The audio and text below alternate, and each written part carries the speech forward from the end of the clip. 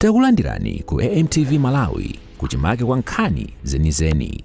Ngati nkhani imeneyo kuno kulibe, dziwani kuti nkhani imeneyo ndi yabodza. Good afternoon. Now that we are in post-elections period, I want to share some news, good news with Malawians.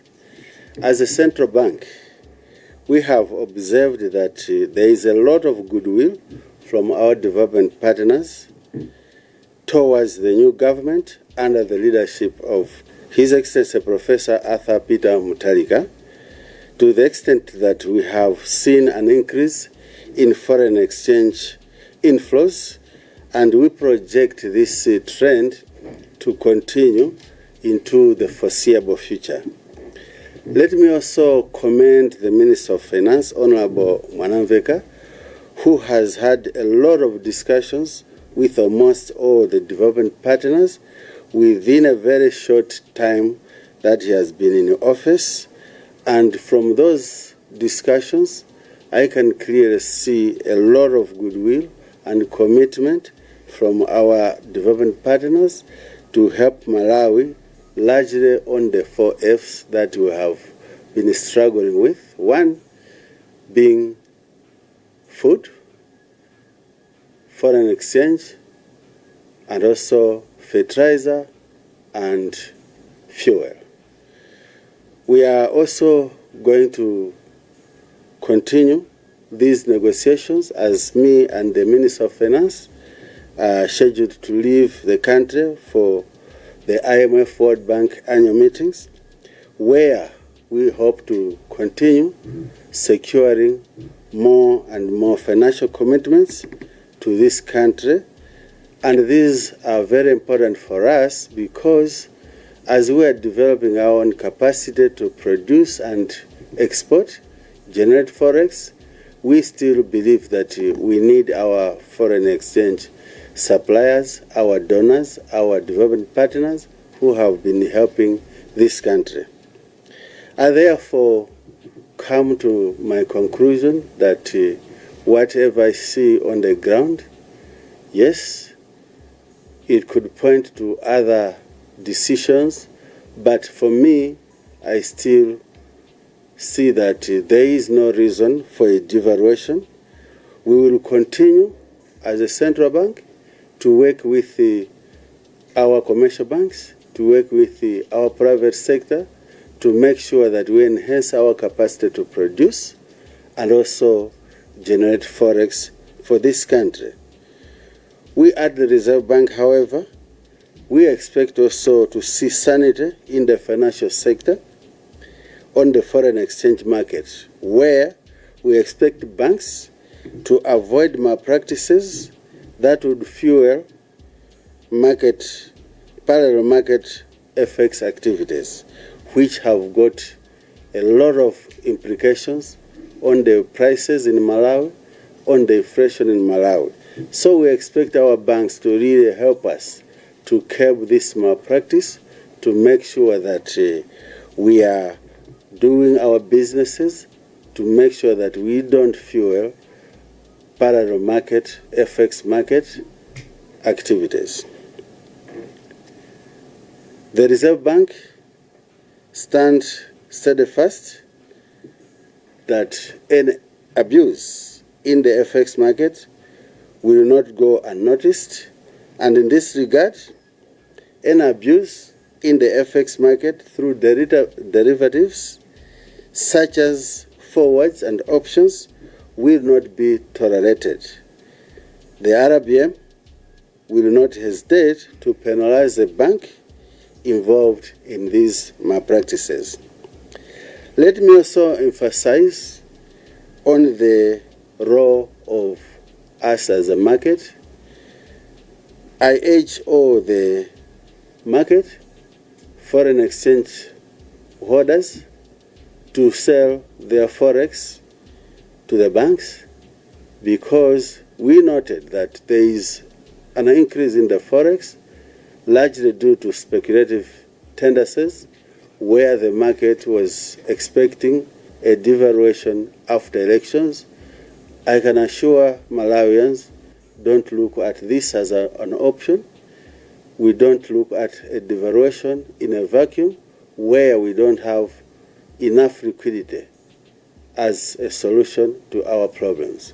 I therefore urge Malawians to not hold the Forex that we have in anticipation of the devaluation, and indeed, let's work to see how we can enhance Malawi's productivity capacity to produce more Forex.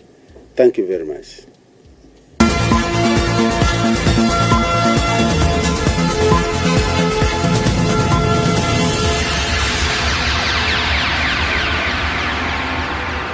Zikomo kwambiri a Malawi, lero londa kuitanani kuti tikambiranepo ziwiri zitatu monga mene mbali yathu ya zachuma, especially kuno ku Reserve Bank tikuzionera. Ndikhoza kunena kuti ndabwera pano kuti ndifotokoze kankhani kabwino pang'ono konena kuti tonse tipange share kuti a Malawi ndikuthokoza kuti takhala olimba komanso tapanga endure olo tapirira nthawi imene takhala tikuvutika kwambiri palinga ndi nkhani za Forex. Mukudziwa ino fuel amativuta, mukudziwa so ino kuti fertilizer ndi zina zake zakhala zikutivuta. Koma good news imene ndabweretsa lero ndiona kuti tapanga observe olo taona ndithu kuti after my elections, titadusa my elections, taona kuti pali goodwill olo kufunana kwabwino kumene kulipo makamaka pakati pa anzathu amene amathandiza dziko lino pa nkhani za chitukuko ndi zachuma, kuti anachilimika ndithu kuti thandiza ndi ndalama after government ya Professor Arthur Peter Mutharika was sworn in. Ifeyo tikuona ngati kuti zimenezi zipitilira malinga ndi mene ma meeting amene anakhalapo pakati pa Minister of Finance ndi ma donors onse, ma development partners onse, atsimikiza ndithu kuti ali okonzeka kuithandiza dziko la Malawi kuti lipange ateni ndalama zambiri zoti tithandize olozitithandize kuti tipange import chakudya chokwanira, komanso tipange import fertilizer ndi fuel kuti umoyo wa Malawi upitilire olo ukhale bwino. Ndiye mwa ichi kwa ineyo ndikutsimikizira Malawi kunena kuti zimenezi tikaziwomba nkota tili ndi mwayi ndithu kuti sitikuona so kuti pakhale chifukwa chonena kuti ifeyo tingapange devalue ndalama yathu yakwacha popanda mathandizo ena ake ngati amene tikunenawa, komanso popanda ife amene kulimbikira ntchito ndikupeza Forex, ndikupanga export kuti tipeze Forex yathu. Ndiye as of now message imene ndabweretsa ine ndionena kuti tingokhala chete mwanena kuti ifeyo sitikupanga devaluation ina iliyonse, tikupitilira ntchito yathu imene tikuti tithandize ma private sector or anthu ama business kuti amenewo apange katundu okwanira, apange katundu woti tipange export.